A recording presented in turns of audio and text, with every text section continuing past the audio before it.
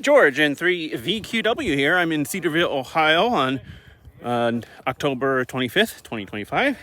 This is the Right Stuff Rocketeers Club high-powered launch. And I'm going to be doing some really nerdy things today. I have the radio module that goes inside the green eggs, or correction, the green eggs and ham.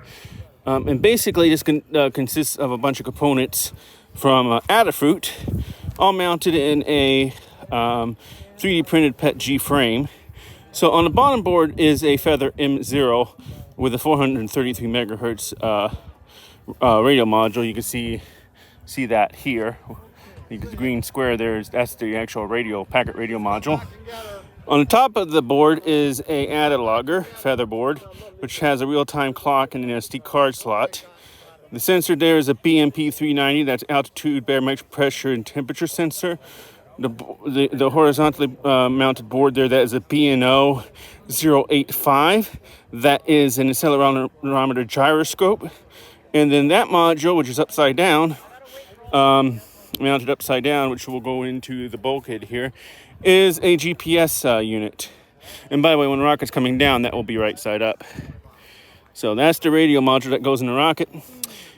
This is the Yagi antenna I used before, and before in the last 3 launches, I had the Feather unit taped directly to the stick and then connected to the laptop by a USB cable, and then I had the serial console record the retrieved data to a file. Well, one launch I did not have it set to capture the data to a file. That was pretty bad. I lost the data on that flight. So I built the receiver to save to an SD card, and designed and 3D printed the receiver boxes.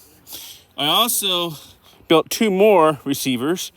This label there just shows what version of the software is on it. I don't have that one labeled, but they're all the same. So basically we have the Feather unit, and we also have the SD breakout, the 3-volt SD breakout card, because this whole circuit's 3 volts. And of course we have the indicator LED lights. And those are connected to a commercial vertical antenna, which is a vertically polarized antenna. And then the other one's connected to a horizontally polarized dipole antenna. So these antennas have different radiation patterns. When the rocket's going up, it's going to be changing polarity during the flight. So I'm going to have 4 sets of data from each flight. I'm probably going to do maybe up to 2 flights on the green eggs today. And I'm going to have 4 sets of data to compare and see which antenna performs better on different aspects of the flight. And also it'd be interesting to see how, if I'm able to get to a higher altitude today on the green eggs, like 1,000 plus, if these antennas can actually receive the data from the telemetry. So, and of course, I have the stick here tied down because it wants to move, and that one's a little light, so I don't think it really needs to be tied down. All right, so I'm getting the green eggs and ham ready for flight. I taped on an Astrocam USB camera, so high definition camera, so I have that taped to the side. Both receivers are plugged in and turned on and receiving data. The transmitter's transmitting. And I do have a Jolly Logic. I'll set that to 300 feet. That will allow the parachute to open, the rocket to fall before the parachute opens. So let me just get this rocket packed up and over to the pad. Okay, on pad A4, we've got George's green eggs and ham going up on a D12-3. George, you ready? Going up in 5, 4, 3, 2, 1. Just go ahead and drop it. Wow. Well, no, I'm trying to. Or pop. How high you think? We're going about 2 grand. So. There it is. It's going down fast. Right back to where I'm looking at it. So he had reefed it some. You want a white one? You're going to be able to see it. It's on the other side of the creek. Looking at the telemetry data I captured from the rocket, the green eggs and ham reach a maximum altitude of 464 feet during the 7th second of flight. The data clearly shows the Jolly Logic chute release activating at second 13 between 300 and 270 feet.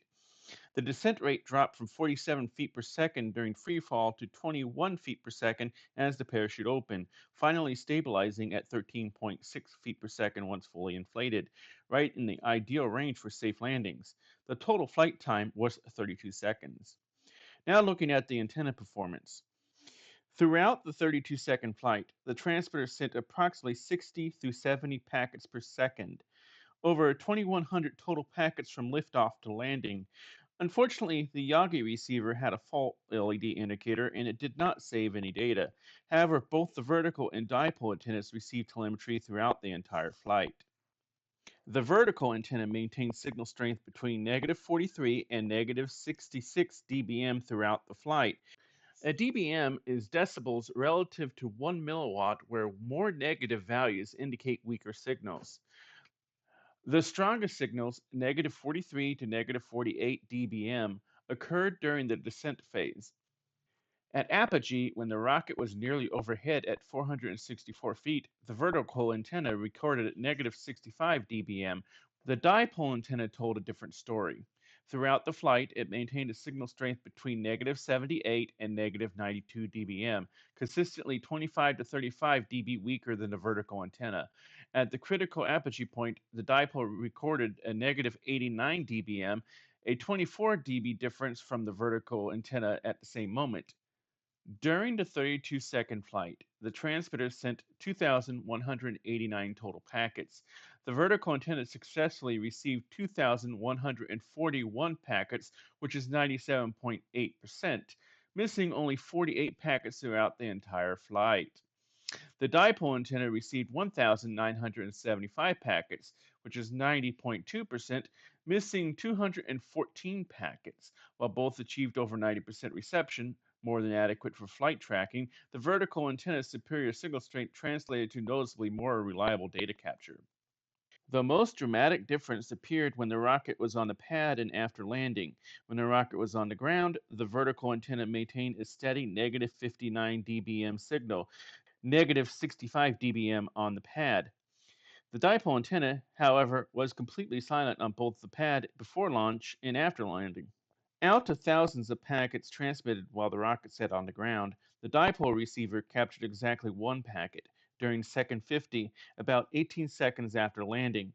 A single packet registered at negative 102 dBm, barely above the receiver's sensitivity threshold and 43 dB weaker than the vertical antenna's signal at that same time. During the flight, the GPS unit failed to update its location. The transmitter module continued to transmit the same coordinates throughout the entire flight. It wasn't until 70 seconds after takeoff the GPS unit updated the location, which was where the rocket landed. Obviously, this is not ideal because the rocket could land in a place where I do not have good reception from the rocket. So, to figure out what went wrong with the GPS unit, I plan to enable advanced verbose logging of the GPS unit during the next flight. I also plan to test the radio module at higher altitudes. I can use the green eggs and ham for this, and I also have an Estes Mayhem, which is a two-stager that could take the radio module up to 1,500 to 2,000 feet in theory.